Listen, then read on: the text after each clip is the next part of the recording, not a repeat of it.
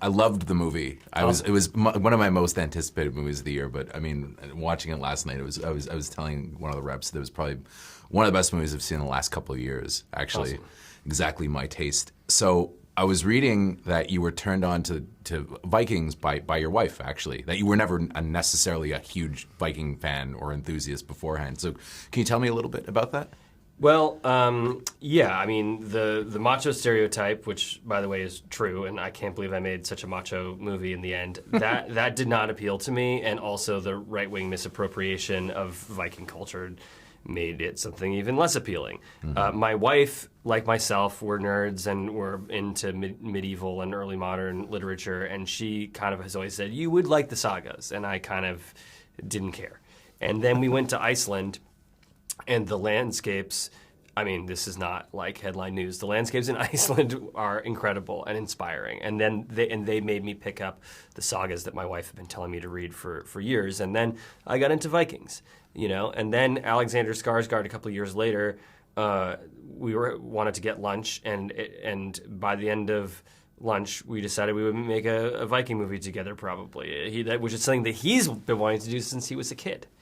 I mean, I feel like if you're going to do a Viking movie, though, I wouldn't cast anybody else, right? Like, no, I mean, that's what I'm saying. If Alexander Skarsgård says at lunch, I think I want to make a Viking movie, you know, you listen.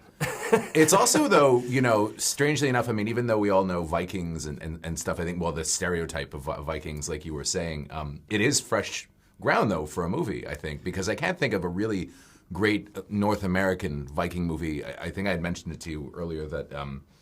you know, the only one I can think of is like the Vikings with Kirk Douglas, which is cool, but it's like a 60-year-old movie. Yeah, and it is cool, and it actually is pretty, like, if Kurt Russell had a beard, like, I think that'd be a pretty decent film. But I think, but yeah, I mean, I said in the press notes something like, insane, like, I want to make the definitive Viking movie, but... Mm-hmm. It's not that insane. No. You know, like, it's not like I'm saying I want to make the definitive Western. I might as well, like, jump off a bridge, you know, like, you can't be done. But you know, I'm very grateful to the History Channel TV show and how that's, like, reinvented Vikings and inspired more TV shows and video games because, you know, that created an interest. Mm-hmm. But, you know, that image of Vikings is, you know, from the tradition of Wagner putting horns on helmets in operas. It's just inventing Vikings for whatever the pop culture sensibilities are. And so I had the opportunity to try to make a historically accurate Viking movie, which is something that doesn't really exist, save like a really tiny Icelandic movie from the 70s or 80s. Well, you know, that was actually what I was thinking when I was watching the movie, though, that I can't recall the last time I saw a movie that was that immersive into a world that I didn't really know about, you know, so it felt, you know, not like a documentary on Vikings, obviously not, but it felt like, almost like you're watching real Vikings. Yeah, I mean, the first couple of weeks, we were just doing, like, the farm work, and this, I was like, oh my God, when the studio sees these rushes, they're thinking I'm, like, making a documentary on Viking agriculture. Like, this is horrible. Yeah, then they probably saw some of the action scenes, though, and thought differently. Because the action was incredible in this movie. Especially my favorite part, though, is when they were playing that crazy Viking sport. Like, that whole sequence I thought was one of the best I've seen in a movie in a long time. Yeah, what was the name of that sport? Knotsleker, which means ball game, and it's so violent. And in the sagas, there are some historians who wonder if they didn't actually keep score, and it was all about who's the last man standing. Yeah, it's brutalizing. Well, yeah, and it's loose. It's based on the legend that inspired Hamlet, right? Yeah, Hamlet. Yeah. So basically, like, I was really after I sat down with Alex, you know, I hit the books. I had to have my wife, like, give me a crash course. But I stumbled upon the story of Amleth, which became Shakespeare's Hamlet. And I was really, really excited because if the story is Hamlet or The Lion King, then everybody knows it. You know, and I'm trying to make a big epic movie, you know, like a Robert Eggers popcorn movie. So if I have a story that everyone knows, that's simple, then I can explore the mythology and the ritual culture in a way that is like more exciting for me and that you wouldn't normally get to do in a film this size. Was it a challenge though? Because, you know, everybody always talks about, you know, the death of cinema, the rise of streaming and stuff. But watching a movie like this on the big screen last night gave me new hope, because this is the kind of thing that I know that when I was growing up, this would have been, you know, the type of movie I would have loved. And it is probably my favorite movie from the last couple of years. But was it a challenge, you know, getting it made on this scale? Because, you know, it's like there's a nightmare version where this would go to streaming or something like that on a much smaller scale. Was it difficult? It should have been, Yeah. but it wasn't super difficult just because of where I happened to be in my career and the fact that there happened to be like this interest in Vikings. Mm-hmm. You know, I mean, that said, the studio was incredibly supportive, and it was a risk. Mm-hmm. Like it was a risk, you know, and they pushed it through. And when we, you know, and when we got to Belfast to start prepping the movie, we realized it was going to be a little bigger than we thought, and everyone said we're still willing to take the risk. You know, then when COVID hit. You know, then it's a bigger risk, you know, but here we are. Can I ask you also? I'm kind of this is a very nerdy question, but I love how you use aspect ratios in your movies, and you always kind of you had a really unique one for The Lighthouse too, and for The Witch, where it almost feels like you're spying on them, right? With that thing, can you talk a little bit about, you know, taking a different approach with The Northman? Yeah, I mean, we shot in 2-to-1. We didn't shoot like in scope, which we I might really have. liked the 2-to-1 though. It looked really cool, I thought. Thanks. I mean, it's just enough so that like we needed a wider aspect ratio for the landscapes and for some of the battle sequences. But because Viking interiors are very vertical, and I like to center frame close-ups, if there's too much flab on the sides, it just the shot, the images look anemic to me. Yeah. So that's why we went with 2-to-1. Can I also ask you about the soundtrack? Because I thought the soundtrack by Robin Carolyn and Sebastian Gainsborough, right? I thought it was truly immersive and sounded insane in the theater. Yeah, dude. Like I went to tech check and the drums and the final fight. The voice work too, like the yeah, it's great. It's wild. Yeah, I mean, I mean, there's more music than I've ever had before. I think there's something like the movie is 2 hours and 15 minutes long. I think that they composed something like 2 hours of music. Oh, wow. You know, the same way that the single camera that's always moving is supposed to like propel the story forward. The music is really like an engine. You know, that's propelling us forward. But yeah, I mean, you know, the sort of uniquest thing about the score is that all the lead instruments are pretty much from the Viking Age. You know, from horsehair lyres to swan bone flutes. It was really pretty incredible to see all these you know, Viking musicians play these unique instruments. Did you have any influences going into this? Because I might be reading into it, but there's this one incredible scene with the Berserker raid where they kind of lock the weaker in the house and they burn it, and it reminded me a bit of the movie Come and See. And I was just wondering if you had any influences from anything going in with this one. Yeah, I mean, tons of cinematic influences. You know, Throne of Blood, the Tartar raid, and Andrei Rublev. Yes, for sure. Come and See. You know, it pains me to like talk about films that are so much better than this one.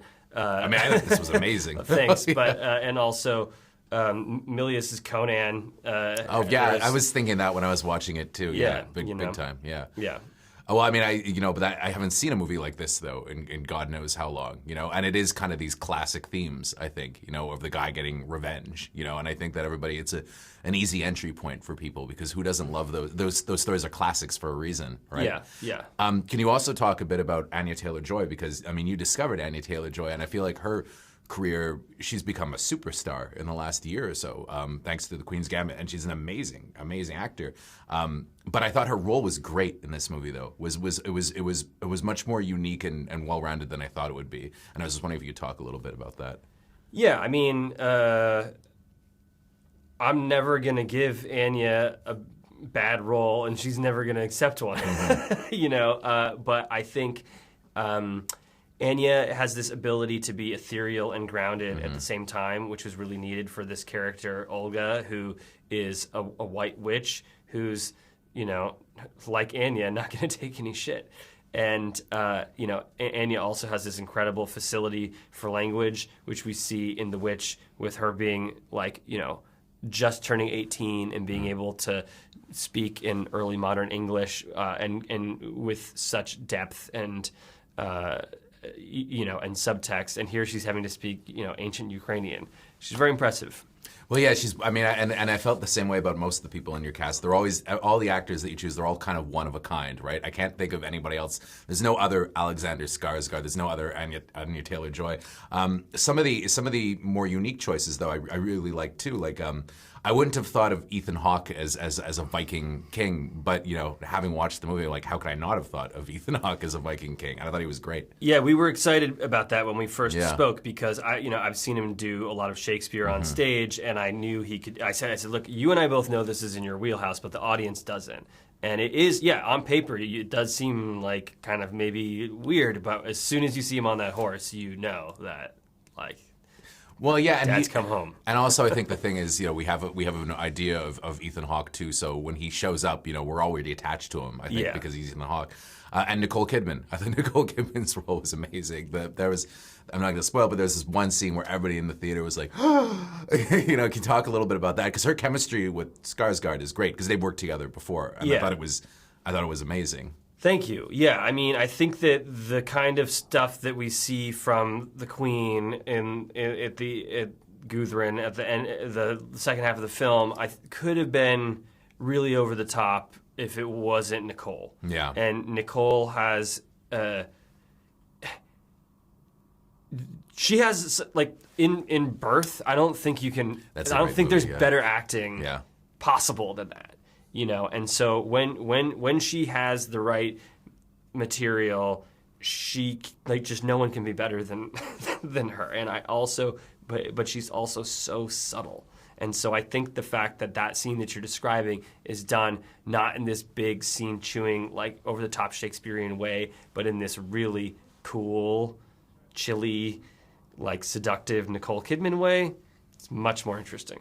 And also Claes Bank, because I'm not sure if I got his name right, but I'm used to him in The Square, in movies like that. I've never seen him in an action type role before, and I thought the last battle between him and Skarsgård with the gates of hell, I thought that was one of the best action scenes I've seen in a long time. How much of the choreography was the two of them going at it though together? Because you shoot in a way that I feel like it would be really hard to double, right? Yeah, I mean, Claes works really, really hard at that fight, and he, I gotta say, like he really impressed me, and certainly when we began, like. A fairly early take, I said to the stunt guys, like, can you guys do it that intense? Because they're really bringing it, It was great. And finally, I just have to ask about Bjork. How do you get Bjork in a movie like this? Because Bjork is amazing, and I'm a huge fan of hers, and her role was great in the film. How do you get Bjork, though? The thing is that Shion, my co-writer, he and Bjork have been friends since they were teenagers, and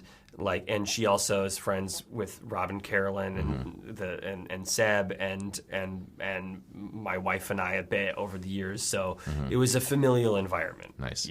It was a familial environment. Well, thank you very much for your time. I really appreciate it. And like I said, I love the movie. I hope it makes like $1 billion. Oh, me too.